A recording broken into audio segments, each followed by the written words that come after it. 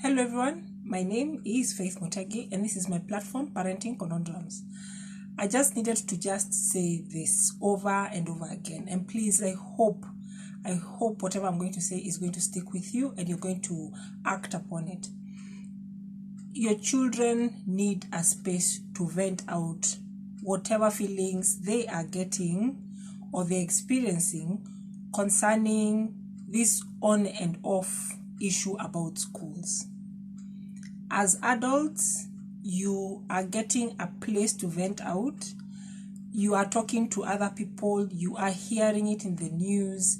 You have undergone certain setbacks in your life, and you've somehow managed to pull through. But your children are experiencing a crisis. For others, it might be the first time. Others may have experienced it through abuse, loss and grief, and whatever the case may be. But this year is going to be a very monumental year that your children will look back to and either look at it as a moment of growth or a moment of failure. There's this point where they will be saying, if only, if only, if only. But the way things are going, your children have to come to a space of, and even you as a guardian and as a parent, you need to come to a space of, okay, in spite of everything that is happening because of this pandemic, whether good or bad, how are we going to shine through it? How are we going to pull through it? How are we going to thrive through it? Because, ladies and gentlemen, there's a child who really wants to go back to school, but they're not going to go back to school anytime soon. And even the school that they're going back to may not be the same, it may be different, whatever the case may be. There's a child who really, really wants to go back to school. There's a parent who wants the children to also go back to school for whatever reason. Yes, it is part of their education, it's part of their developmental process, but also you want them out of the house to be with other children, social skills, let them get. You just want them out of the house, and there's no fault in that. But there's another child who is thriving in spite of it all. And a thought crossed my mind. Your child needs to be resilient enough, because, let me put it to you this way, and I always help you, I always do this because we were children once. But flash back to every time when you go back to school after the holidays, there would be this thing about comparing, where you'd be like, did you watch? Did you watch? Did you see? Did you go? Did you do? Like all these things. Did you go to this place? This is what I did. I traveled. We went to Shags. We did not go to, whatever the case. How you are handling your child is the best that you can provide right now. And you need to build their self-esteem to the point that if they go back to school, whenever that will be, whether this year or next year, even though a child says that my house, in my place, we did this, we had this, there are some of you who are not doing online classes. You looked at the expenses, you looked at whatever the case may be, you said, for now, for my family, we are going to do other things. But there's someone else who went all crazy. Okay, not crazy, but they invested fully into online learning.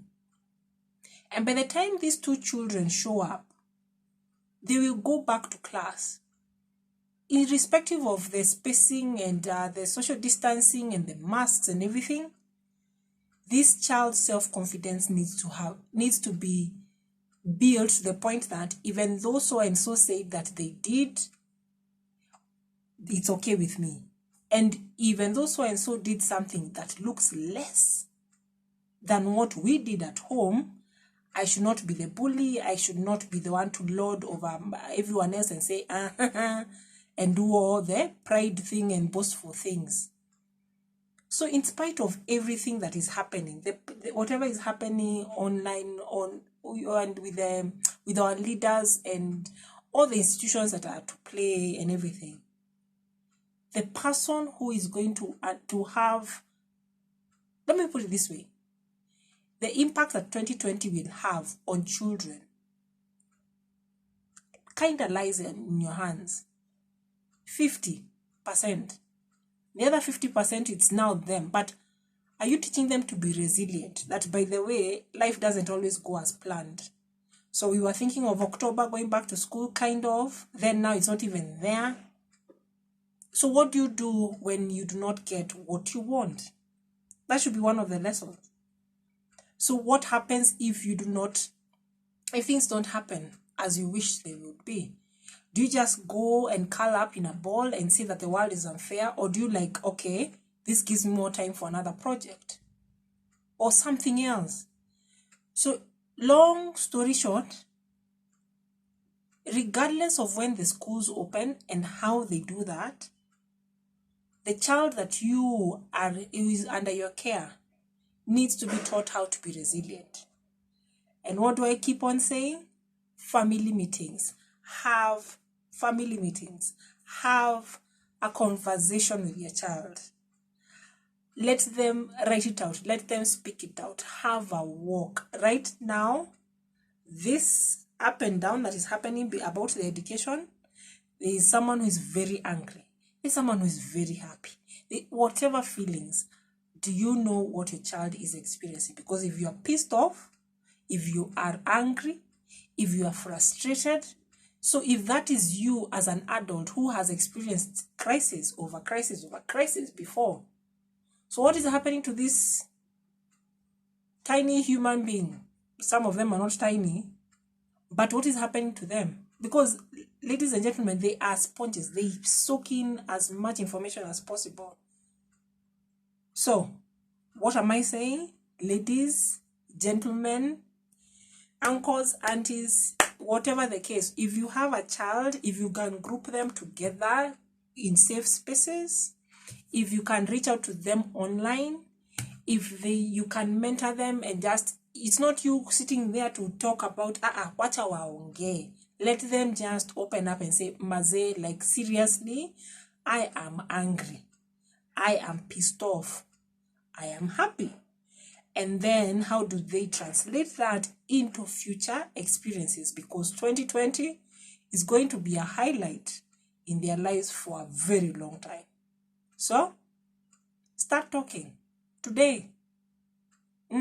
Today. And all the best, because this seems to be quite a roller coaster we are on. So let's support each other. And as always, I'm here for you. For any questions, support, resources. If I don't have the answers, I will find someone who does. Okay?